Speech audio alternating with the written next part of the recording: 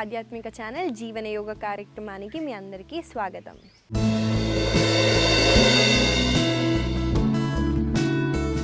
చేద్దామా? యోగా ప్రాక్టీసెస్ చేసేద్దామా? మూడ్ బాలేదా? అలా ఎప్పుడు ఉండొద్దండి. మనము ఇవాళ మనసు బాలేదు, రేపు చేద్దాము, ఎల్లుండి చేద్దామా అన్నది అస్సలు ఉండొద్దు.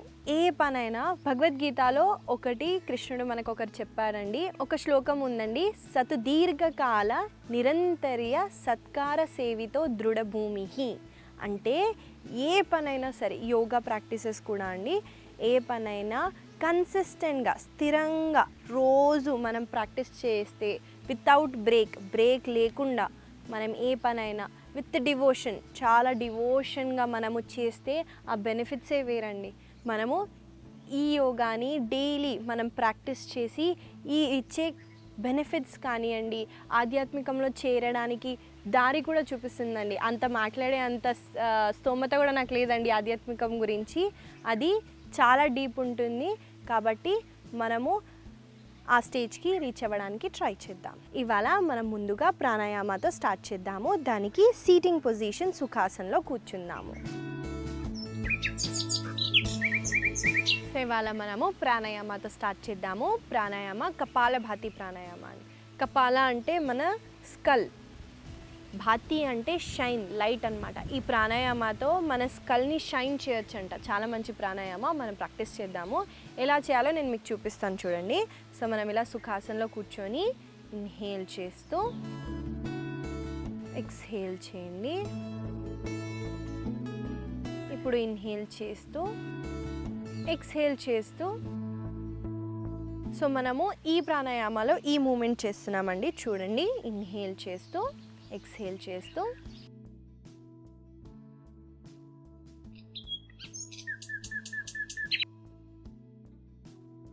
అయితే ఇక్కడ మనం ఇన్హేల్ చేసి ఎక్స్హేల్ చేసి మన స్టమక్ని లోపలికి బయటికి. ఇక్కడ మీరు ఇన్హలేషన్ మీద కాన్సన్ట్రేషన్ పెట్టకండి, ఎక్స్హలేషన్ మాత్రం ఫోర్సిబుల్గా చేయడానికి ట్రై చేయండి. ఈ ప్రాణాయామాన్ని మనము ప్రాక్టీస్ చేద్దాము.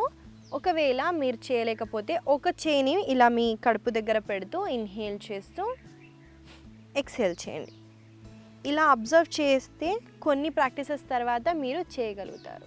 కానీ మొత్తం బాడీ మొత్తం కదిలియకండి. ఓన్లీ అబ్డామిన్, స్టమక్ని లోపలికి బయటికి చేయడానికి ట్రై చేయండి. ఇలా మనం ఒక 25 టైమ్స్ చేస్తాము. నాతో పాటు మీరు కూడా కలిసి ప్రాక్టీస్ చేయండి. ఏ ప్రాణాయామం అయినా ఐస్ క్లోజ్ చేస్తూ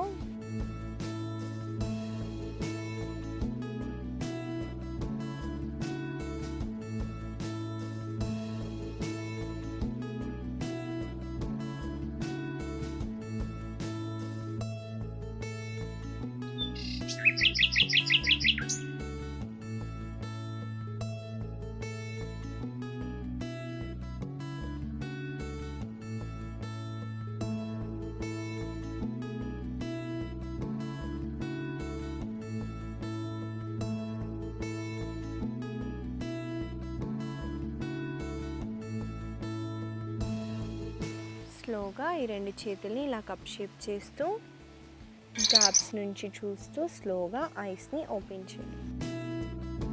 చూసారు కదండి కపాలభాతి ప్రాణాయామ. మీకు హార్ట్ ప్రాబ్లమ్స్ ఉంటే స్లోగా చేయండి. నేను ఎంత ఫాస్ట్గా చేశానో ఆ కౌంట్లోకి వెళ్ళకండి. మీకు కుదిరితే ఇలా చేయండి. చూడండి,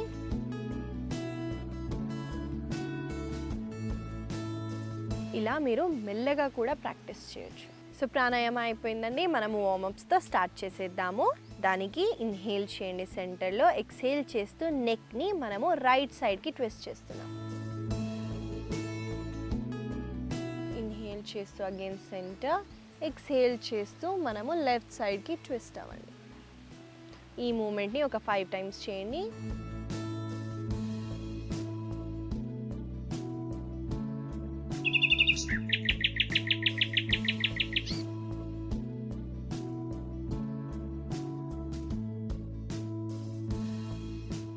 డైలీ ఈ నెక్ మూమెంట్, షోల్డర్ మూమెంట్స్ చేయడం మర్చిపోకండి.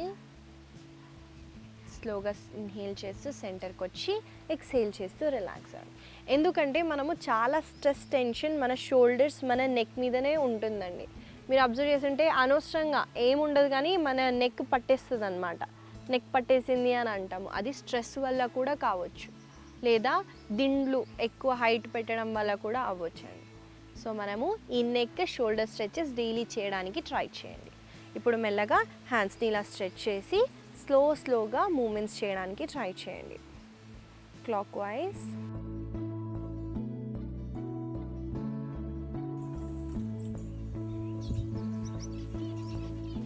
నా యాంటీ క్లాక్ వైజ్. కళ్ళు మూసుకొని అబ్జర్వ్ చేయండి, ఎక్కడ మూమెంట్ అవుతుందో అబ్జర్వ్ చేయడానికి ట్రై చేయండి. స్లోగా హ్యాండ్స్ని రిలాక్స్ చేయండి. ఇప్పుడు ఇన్హేల్ చేస్తూ రైట్ హ్యాండ్ని అప్ చేసి ఎక్స్హేల్ చేస్తూ లెఫ్ట్ సైడ్కి బెండ్ అవ్వండి. మళ్ళీ ఇన్హేల్ చేస్తూ లెఫ్ట్ హ్యాండ్ని అప్ చేసి ఎక్స్హేల్ చేస్తూ రైట్ సైడ్ బెండ్ అవ్వండి. ఈ మూమెంట్ని ఒక 5 టైమ్స్ చేద్దాము.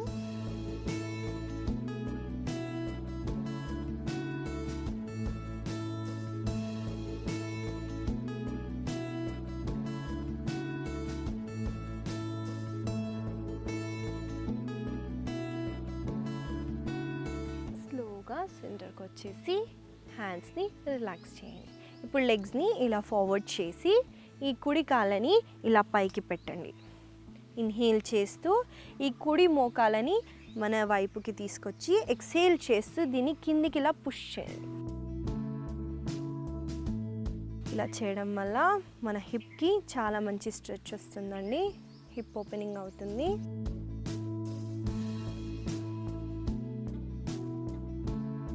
లెగ్లో ఉన్న స్టిఫ్నెస్ కూడా పోతుందండి.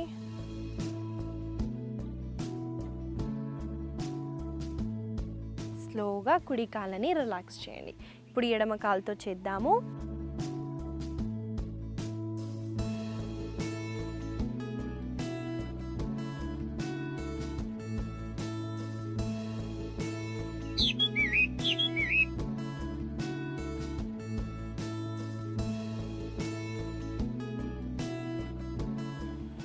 స్లోగా ఎడమ కాళ్ళని కూడా రిలాక్స్ చేయండి. చూసారు కదండి, వార్మప్స్ అయిపోయాయి. మనము ఆసనాస్లోకి వెళ్ళిపోదాం.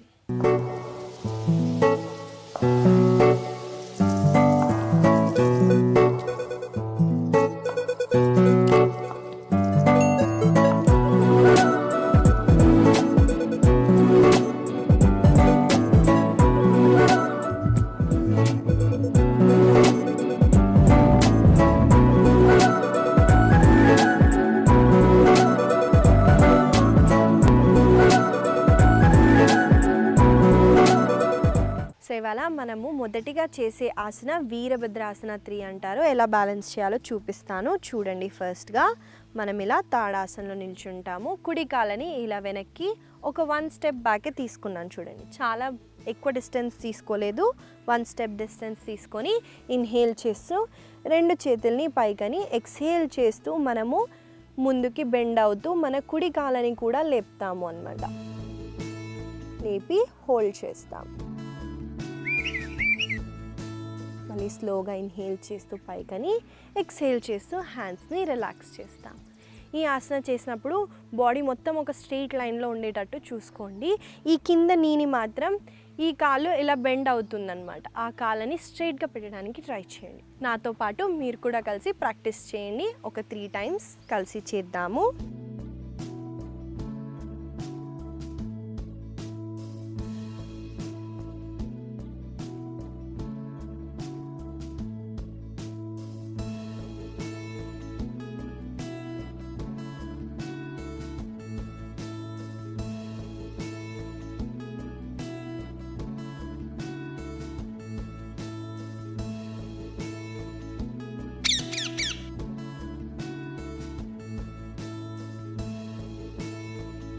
చూసారు కదండి, ఈ ఆసన చేసేటప్పుడు ఒక ఇంపార్టెంట్ పాయింట్ ఉందండి. మీ దృష్టిని మాత్రం మ్యాట్లో ఒక పాయింట్లో అబ్జర్వ్ చేయడానికి ట్రై చేయండి. ఇప్పుడు ఎడమ వైపున చేద్దాము.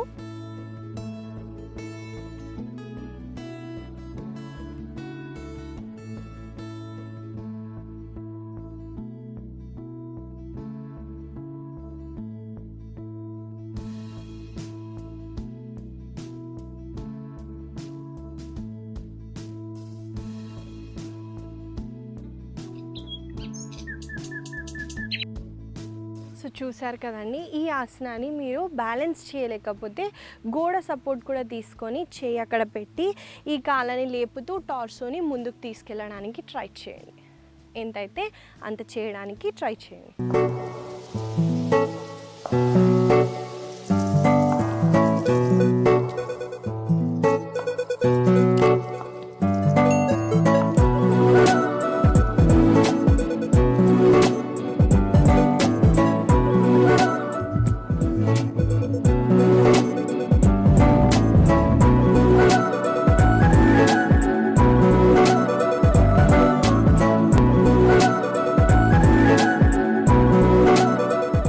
నెక్స్ట్ ఆసన చూసేద్దామండి. నెక్స్ట్ ఆసన పేరు పరివృత జాను శీర్షాసన. దానికి మనము సీటింగ్ పొజిషన్ సుఖాసనంలో కూర్చుంటాము. పరివృత జాను శీర్షాసన ఎలా చేయాలో చూసేద్దాము. దానికి మనము సుఖాసనం నుంచి మనము దండాసనలోకి వస్తాము.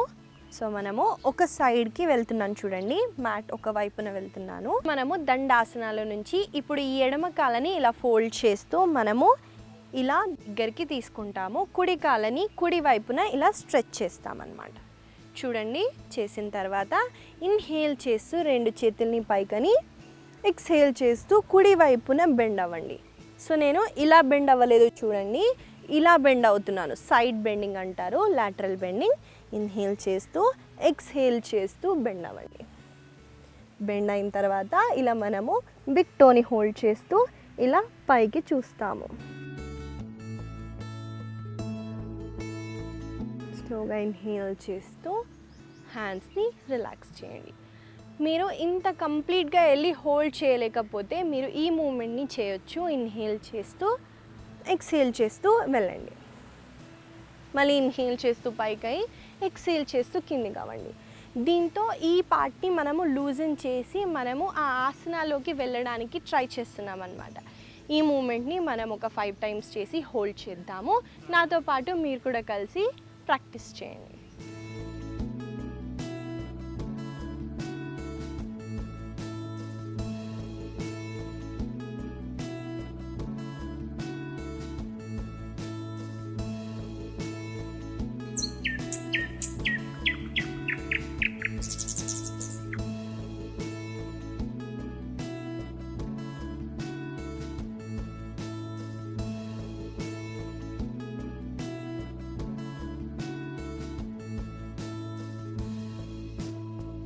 స్లోగా రిలాక్స్ అయిపోయి ఇప్పుడు వేరే సైడ్కి మనము చేస్తాము వేరే కాళ్ళతో.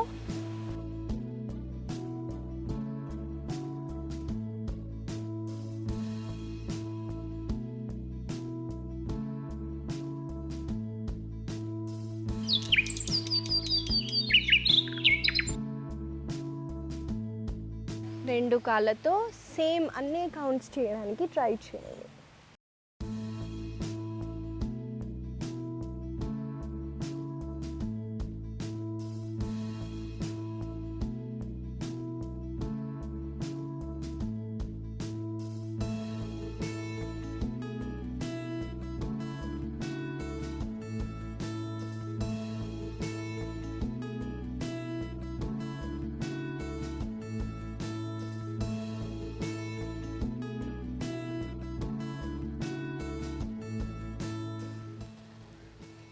స్లోగా హ్యాండ్స్ని, లెగ్స్ని రిలాక్స్ చేయండి.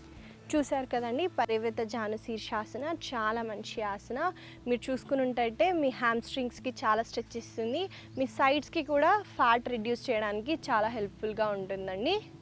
నెక్స్ట్ ఆసన చూసేద్దాము. ఆసన పేరు పరివృత అధోముఖ శ్వానాసన. మనకి అధోముఖ శ్వానాసన ఏంటో తెలుసు కదండి, అక్కడ మనము ట్విస్ట్ చేస్తున్నాము. ఎలా చేయాలో చూడండి, ఫస్ట్ అబ్జర్వ్ చేయండి, తర్వాత మనము కలిసి ప్రాక్టీస్ చేద్దాం. మనము అధోముఖ శ్వానాసనకి అలైన్మెంట్ ఎలా చెక్ చేయాలంటే ఇలా ప్లాంక్ వచ్చేసి హ్యాండ్స్ లెగ్స్ మూవ్ అవ్వకుండా మనము మన హిప్ని ఇలా వెనక్కి తీసుకెళ్తాం. ఇక్కడికి వచ్చిన తర్వాత మనము మన ఆపోజిట్ చేయితో మన ఆపోజిట్ లెగ్ని ఇలా హోల్డ్ చేస్తాము. హోల్డ్ చేసి ఇలా ట్విస్ట్ అయ్యి పైకి చూస్తాం. స్లోగా మళ్ళీ సెంటర్కి వచ్చేసి ఎక్స్హేల్ చేస్తూ వేరే వైపున ట్విస్ట్ అవుతాం.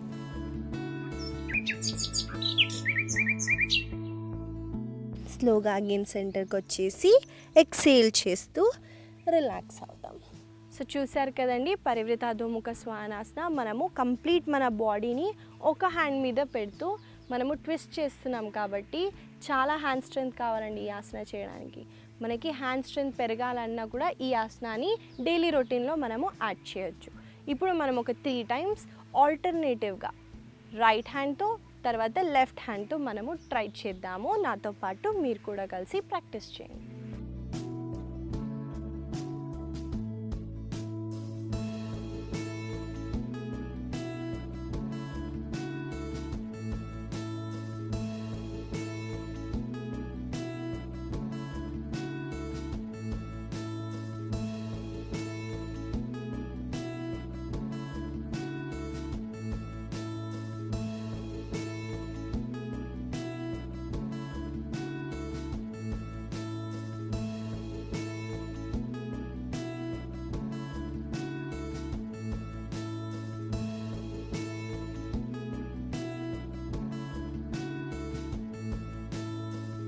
స్లోగా శిశు ఆసనాలో రెస్ట్ చేయండి.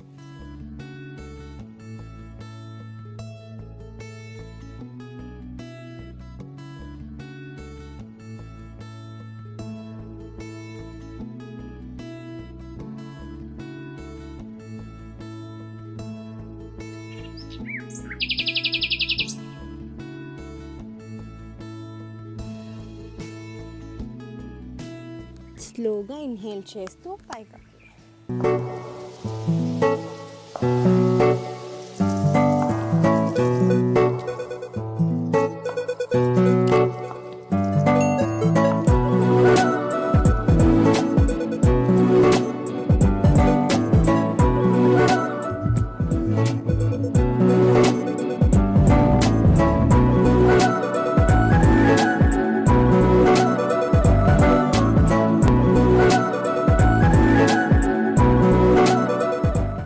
ఆసన చేసేద్దామండి శిశు ఆసనాలోనే. ఈ ఆసన చేయడం వల్ల మీ జుట్టు పెరుగుతుందండి, చాలా మంచి ఆసన. హెయిర్ గ్రోత్ ఉంటుంది కాబట్టి మీకు హెయిర్ ఫాల్ ఎక్కువ అయితే మాత్రం ఈ ఆసనాన్ని ఇంక్లూడ్ చేయండి. సో మనము ఈ ఆసన ఇలా మనం శిశు ఆసనాలో కూర్చుంటాం కదండి. కూర్చున్న తర్వాత మనము ఈ శిశు ఆసన నుంచి మన నుదుటి పెడుతూ మన మాడుని మనము మ్యాట్ మీదికి పెడతామన్నమాట. ఎలా పెట్టాలో చూడండి. సో మనము ఫస్ట్గా హ్యాండ్స్ని ఇలా వెనక్కి తీసుకెళ్ళి ఈ నుదిటిని ఇలా పెడుతూ మాడు పైకి రండి. ఇది ఎక్సేల్ చేస్తూ ఈ పొజిషన్లో ఉండండి.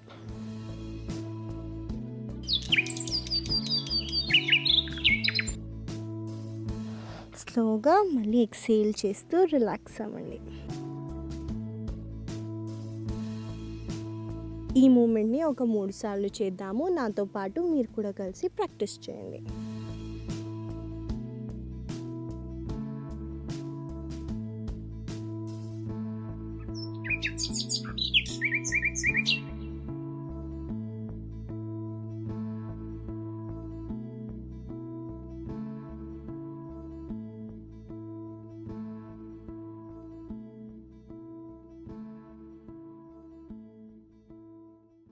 స్లోగా శిశు ఆసనాలో రెస్ట్ చేయండి.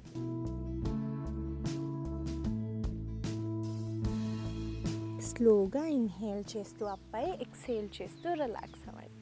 చూసారు కదండి, ఈ ఆసనాన్ని శశాంక ఆసన అని కూడా అంటారు. ర్యాబిట్ పోజ్ అని ఇంగ్లీష్లో అంటారు. చాలా మంచి ఆసన. చెప్పినట్టు జుట్టు పెరగడానికి, మన నెక్ని రిలాక్స్ చేయడానికి కూడా చాలా మంచి ఆసన. మనము డైలీ ఆసనాస్లో ఇంక్లూడ్ చేద్దాం. సో చూసారు కదండి, ఇవాళ ఆసన ప్రాక్టీసెస్ చేసాము. మనము కొన్ని గొప్ప విషయాలు కూడా తెలుసుకున్నాము. ఈ ఆసనాసం మనము పొద్దున చెప్పినట్టు సంధ్యాకాలం కూడా మనము ప్రాక్టీస్ చేయడానికి ట్రై చేద్దాం. సో నేను ముందుకు కూడా చెప్పాను కదండి, మనము స్థిరంగా కన్సిస్టెంట్గా చేద్దాము అని.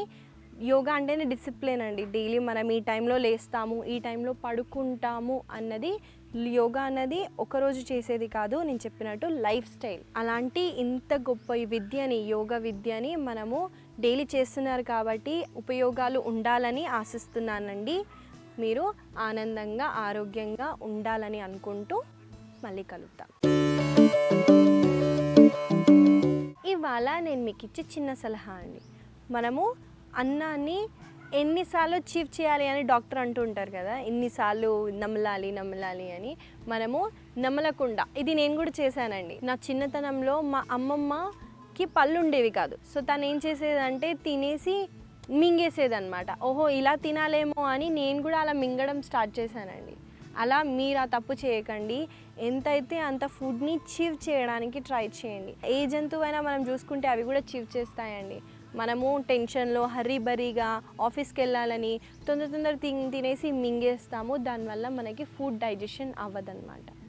మనకి సేయింగ్ కూడా ఉందండి, ఫుడ్ని మనము లిక్విడ్, మనకి లోపల మెషిన్స్ లేవండి, స్టమక్లో మెషిన్స్ లేవు కాబట్టి హాఫ్ కన్నా ఎక్కువ డైజెషన్ మన మౌత్లోనే అయిపోతుంది. దాన్ని అలా లిక్విడ్గా చేసి మనం లోపలికి పంపించడం వల్ల మనకి న్యూట్రియంట్స్ అనేవి తొందరగా బాడీలో అడాప్ట్ అవుతాయి. కాబట్టి ఈ చిట్కాని మీరు ఫాలో అవుతారని అనుకుంటూ ఆశిస్తూ మళ్ళీ కలుద్దాం.